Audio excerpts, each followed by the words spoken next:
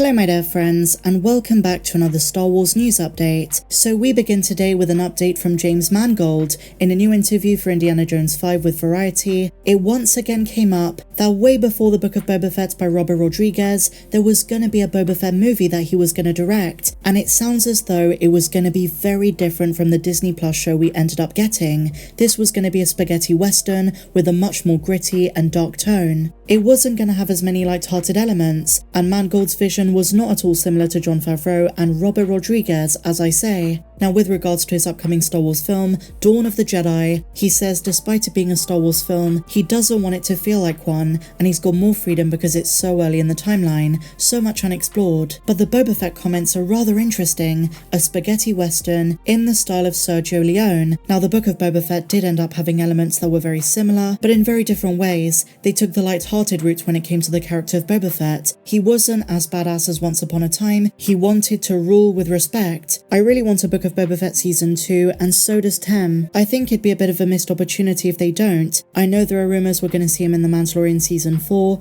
but is it the same thing? I know he works well as a side character, but I kind of liked his adventures and daily life with Fennec Shand, not to mention he knows how to ride his Rancor. I would love to see him wreak havoc on more crime syndicates. What do you think? And speaking of Temuera Morrison, this is our first official picture from Lucasfilm of what Captain Rex might look like in live action. Temuera Morrison with a beard, but this is not from the Ahsoka show. A huge caveat I must add, this is from Galaxy of Heroes, but it does give us a very clear idea of what he might look like if he does appear in that show. As the rumours suggest, we didn't get much of Tem in The Mandalorian Season 3, and many fans wanted to see Boba Fett. I don't know if we're going to see Boba and Fennec Shand in the Ahsoka show, and I don't know if Tem's playing multiple clones, maybe someone like Wolf.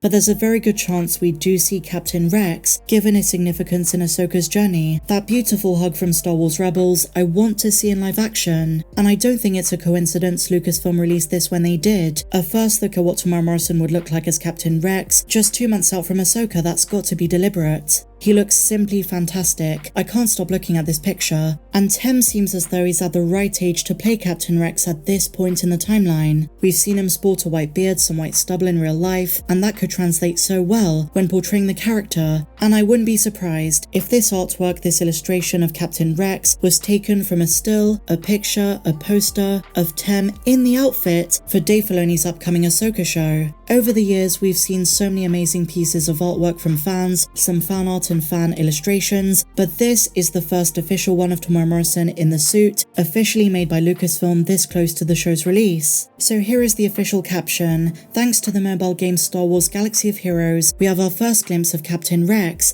played by Temuera Morrison. This version of Rex is a new hero that will be implemented in the game soon, obviously based on Captain Rex as we see in Star Wars Rebels, later in the timeline after the Clone Wars, leading up all the way to and beyond the original trilogy, after the Battle of Endor, which he did participate in, all the way up to the New Republic as we're gonna see in Star Wars Ahsoka. And just having Tem back in Star Wars generally is always gonna be an amazing thing. I loved all the interviews he did for the Book of Boba Fett, and regardless of what clone or clones plural he might play, he's always got a great sense of humour off screen too. I always think back to the interview before the Book of Boba Fett episode 6, when he mentioned working with Ewoks instead of Jawas, and everyone was thinking, could we be going to Endor in episode 6? Are we gonna see Ewoks? But of course he meant Jawas. The man is hilarious and an absolute gem. And just his passion and love for Star Wars, he of course was Jango Fett in episode 2, that was his entry point. He's got tons of stories about George Lucas, and if there's ever a day I get the privilege to interview him, that would be one of the best days of my life in terms of being a Star Wars fan. I would love to sit down and talk with him. He always has tons of stories and anecdotes, so I'm really keeping my fingers crossed in one way, shape or form he is back for this show.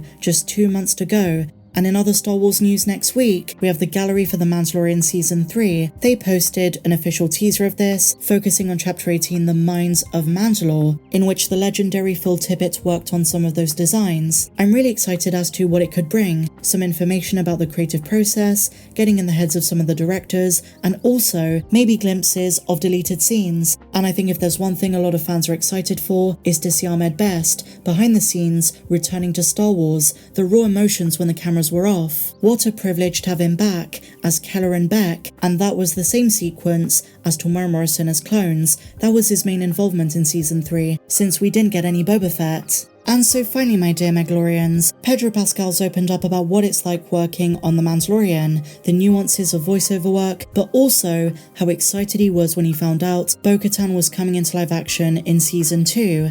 Speaking with Variety as part of his Emmy push for Best Lead Actor in The Last of Us, Pedro shared some of his thoughts about Bo-Katan Katie Sackhoff taking the reins of The Mandalorian for Season 3, and about why he feels he shouldn't show his face again in the show. He had this to share: "I think it was great, in that it also brings into full realization a beloved character that is from the world of Dave Filoni. Din Djarin is a creation that combines the worlds of Star Wars, Jon Favreau, and Dave, and we introduced Din through The Mandalorian. From that basic starting point, that very simple bounty hunter, we were able to create opportunities for putting references and live-action characters from Dave's work, from his animated shows, and putting them in Mando. Everyone got to experience the excitement of Bo-Katan being reintroduced, and she's a badass, and it's perfect casting." He says, "And I'm a big Battlestar Galactica fanboy, and I just think it was perfect that we get to meet and see the character, and that she gets to do cool shit in Season 2, and then she gets to take center stage in the third." And so Pedro approves of and compliments something that many fans disapproved of, Bo-Katan taking center stage in the third season. But as he said, that was always Dave Filoni's story.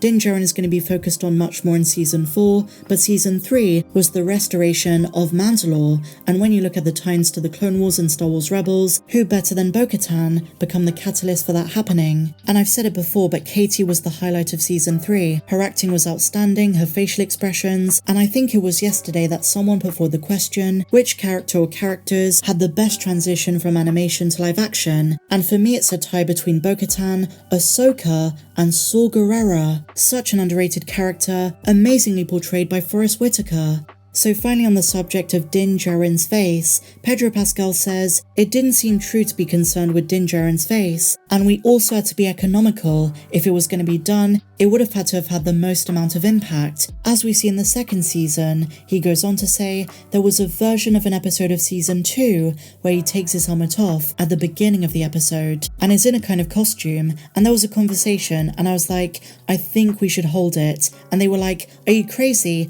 And I was like, no, I really think it should come when the stakes feel the highest." So he did talk Jon Favreau out of that scene. Instead, we got a perfect sequence in Chapter 15 and again in Chapter 16 at the end. So share your thoughts on this and everything we spoke about in the comments down below. If you enjoyed this video, please be sure to give me a big fat thumbs up, subscribe if you're new, and I'll see you in the next one. May the Force be with you, always.